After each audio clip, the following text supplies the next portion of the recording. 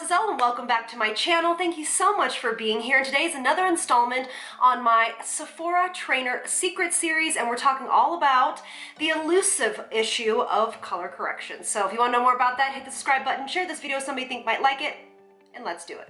All right, so color correction always kind of is hard for a lot of people because there is so much that goes into it, okay? It's a lot about color theory. It's a lot about using restraint whenever you are using color correction. It's also a lot about your skin tone. It's also a lot about what type of color correction you need, what type of issues you have, whether that's hyperpigmentation, which is also melasma, acne marks, acne scars, broken capillaries, things of that nature. So it's a hard topic to cover because there are so many different reasons that you might need to color correct. Now, if you've been watching me long enough, you know that I hardly ever take the time to color correct unless I'm actually doing something on camera or I'm out and about or going to a special occasion. But I know that a lot of people want to do this on a daily basis. Now, there are many, many different ways to color correct. Mine is just my way. So I'm not saying this is the only way.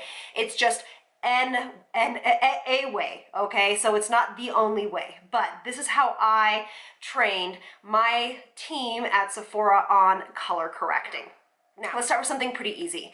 If you notice that your skin has kind of a dull texture, or not texture, but a dull color to it, what I mean is where it kind of looks ashy or gray, you can pick up a beautiful full face liquid primer in a color violet, okay? And Makeup Forever has some fantastic ones. The CoverGirl has a fantastic one, but it's basically, they call them primers, but they're color tinted primers. So if that's how your skin looks to you, pick up a beautiful violet tinted primer, and it will really brighten that skin up. It will take the dullness away. It'll combat the grayness of your skin, and it will kind of give you that beautiful resilience back to the skin. Now, what you'll see is there's also something called, you'll see a green primer, and a green primer comes in all forms. Stick, comes in something like this, comes in little pots, comes in this. I mean, it comes in a lot of various forms. It'll come even in a regular primer as far as what we just spoke about. And I don't use green. I just have a tendency to think that it shows through foundation really, really easily, and it's hard to work with. So unless somebody is severely, severely red, I mean, like, I don't even know. They have to be pretty red, maybe sunburned, I guess, for me to use a green primer. A green color corrector. I don't use them. What I opt for is yellow. Yellow primers are fantastic. They come in, again, all forms, so you have to pick the form that you feel most comfortable with. If you're going to reach for a yellow primer, that's usually going to be a lot thinner consistency, and so it will hide hyperpigmentation, purple veins, under eye kind of gentle discoloration, and it'll just kind of give you a nice wash that you can put your foundation over. But if you're really aggressively trying to conceal a spot or something of that nature, I will show you how, and I'll do it on a couple different places of my face so you can see. So again, they come in all various forms. This is the NYX color correcting palette. It's fantastic. I will take just a little bit of the yellow color corrector right here. So what we use yellow for is any kind of discoloration that is more brown. So old acne marks, hyperpigmentation that isn't too dark, anything that is in that color family, you can go with yellow, as well as redness is covered by yellow really well, and that's what I choose to use. So for me, let's say, see, these are all yellow. These are, I don't know what's going on with my skin right now. I think it's just stress, but I'm going to take a little bit of the yellow, and I like to color correct with my fingers because I like to push the product in. You can choose how to use this to your own liking, okay? So the thing to remember about color correcting is you really want to take the time to actually color correct. So you don't want to use too much. You want to continuously press this into the skin. If your color correction does not cover it all the way, that's okay, because you're still going to use foundation, okay, over this. And see how it kind of cut that yellow, the red? That's how you use it. I'll show you again on this side. Just a little bit. That's the big thing with color correction, you guys, is don't use too much. and tap, tap, tap, tap, tap this in. This would also be great for dark under eye circles as well if it's not too purple, okay? We'll get into purples and all that in a little bit. But you can see how great that yellow has cut that red in my skin. Sometimes I'm not too red right now, but here's some more red right over here. And I will sometimes tap this in here. And you obviously can use as many different color correcting colors you want, but it takes time, all right? So to do it right, so it doesn't show through and it doesn't look fake and it doesn't start looking cakey, that type of thing, okay? So the redness is pretty well and gone. I normally would use peach for this because peach is a really universal color corrector. There's, you know what I mean? It works for most things. Okay. There we go. Now, you can also use yellow for hyperpigmentation spots, but not these aggressive ones. These are pretty dark in color and pigmentation. So what I do is I usually use peach for these darker spots. I would use peach for melasma. I actually have, I don't know if you guys can see, but right here, this must be old sun damage right here, but it's deciding to pop through, which is super fun. You can tell it's just at the beginning stages. This is a little bit of melasma right here. And so how I do that is I usually will take a color corrector like the Urban Decay's Naked Skin or some other peach color corrector. Okay, so let's talk about peach. Now, peach runs the gamut. Everything from this light of peach of tone, this kind of orangier peachier tone, and the way that you figure out what kind of pigmentation you want out of these products is really honestly your skin tone. So for me, I would not personally reach for something that is orange. Orange and almost kind of this orangey red is more for medium to deeper skin tones. Medium to deep skin tones actually have a tendency to use it all around here and around the mouth. And that kind of cuts all of that kind of brown and purple discoloration under the eyes and around the mouth. And now for me, I would use this shade of peach for my discoloration because I am lighter skin toned. I am fairer skin toned, okay? So that's really important. A lot of people say like, oh, just go really, really deep and then cover it up with your foundation. Just know that your color corrector is gonna mix in a little bit with your foundation, so you wanna make sure that it does go along with your skin tone, okay? So the reason why I have this is because this goes in my kit. This is for my my professional use. These are the new Charlotte Tilbury color correctors. They are gorgeous. A little bit goes a long way. Okay, so there we are. So we have concealed redness, redness. So let's go ahead and take away this bad boy right here, okay?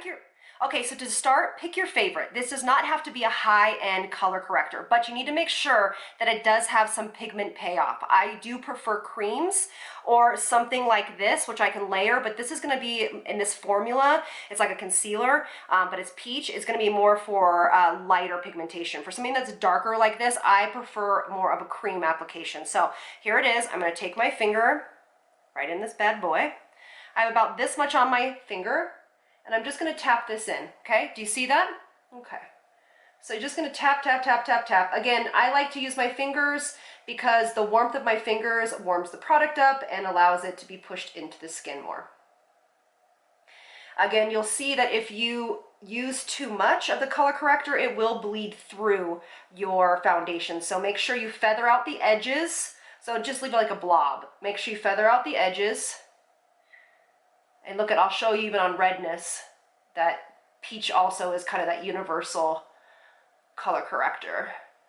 And if you have darkness around your mouth and you are Caucasian, you can also use a light peach. So a lot of people have a melasma above the lip area, and you can use a color corrector of this color, this peach or whatever, around that lip area, just like if somebody had a deeper skin tone, they would use the orange one around that area or that red. So there we go. Just like that. Okay, so I just want to show you that this is not completely gone, okay? If you try to go completely gone, it just will look cakey. What you can do is you can just apply just a touch more over that spot and start to layer. All right, there we go. I'm going to put a little bit on my nose because you can. Now, this is going to work also great for people that have broken capillaries. So say you have broken capillaries along the nose or something of that nature, maybe on the cheeks or something. You can also use this color correcting technique, this color, with that as well, because they're blue, all right? It's a blue, red, purpley, and that's what peach is used for. Okay, other side.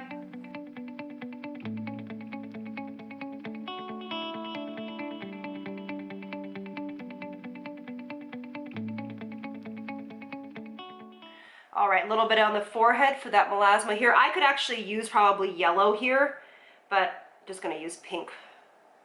Yeah, all my hyperpigmentation is coming out on my forehead recently. They also have peach primers, okay?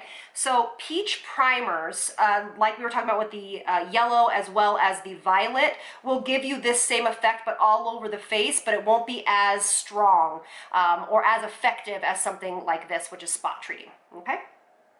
So there we go. That looks pretty darn good to me. Yep, okay.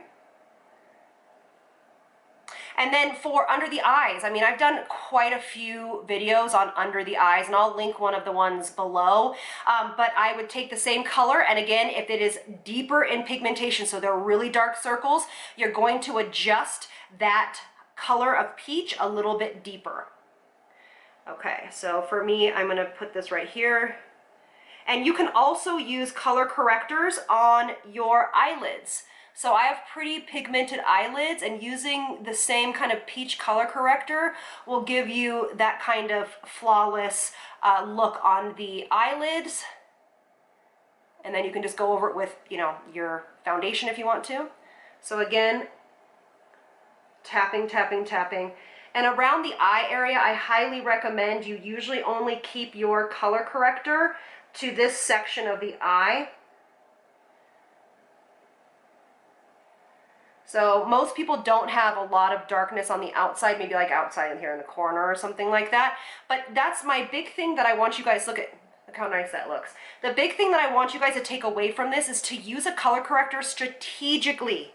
Do not use it all over the face, fully, like really heavy-handed, okay? So now let's finish this up. We're going to take your favorite foundation. For this technique, when you're using a color corrector, it's not really ideal to use a tinted moisturizer or something that has hardly any coverage because it defeats the purpose. So I am going to take my Anastasia foundation. Pick your favorite. This is a kind of a medium coverage, and I'm going to take it on a dry beauty blender. Okay, so this is different than normal. I don't need to add any more hydration. I don't want things to slip and slide, and I am using a sponge because you do not want to move that color corrector. So working in tapping motions is going to be the best and most effective for making sure that you're able to cover that color correction and make it look flawless and smooth. Okay, and I'm not going to put it under my eyes because I'm going to put concealer there. I mean, you could if you want to, but it's up to you. I mean, I guess I will. There we go. Just make it even. Over the eyelids. Okay, so you see that redness that was right there? It's gone. Very easy and effective. Okay, and then let's now start to cover this up. All right, so see, it's looking pretty darn covered, to be honest with you. I mean, I can go in real detailed and kind of do this, but again, you don't want to mask. I'll show you what to do in a second. All right, here's this before, and here is this after. Really, really simple. Now, the one thing I will tell you is that if you have texture on the skin, so something that is actually raised and that you can feel on the skin, you won't be able to hide texture. I'm sorry, I wish you could. But anything that's raised is just, you can take the color out of it, but you can't hide the actual bumps and texture of the skin. It just is how it is. You need to be treating that with some sort of skin therapies and skin products. All right, look at that. Look how nice that looks. Yep. And so for me, this would be fine. So if I was going on camera or going out or something like that, and I really felt self-conscious about the hyperpigmentation, this would be okay for me. But I do want to show you one more thing that you can do. So now you're going to use a concealer that is your skin tone or the color of your foundation. I'm going to be using, to pick your favorite again, but more of a full coverage concealer. This is the Stay Naked from Urban Decay. I'm going to put a little bit on my back of my hand. You can also mix it in with a little bit of foundation and that kind of dilutes it.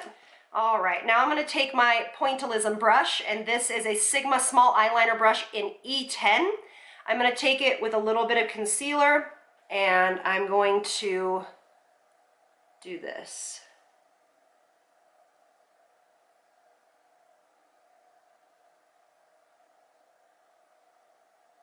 Okay, and then you can take your beauty blender or your finger and tap it out. My pressure is really, really light here, guys. Really, really light.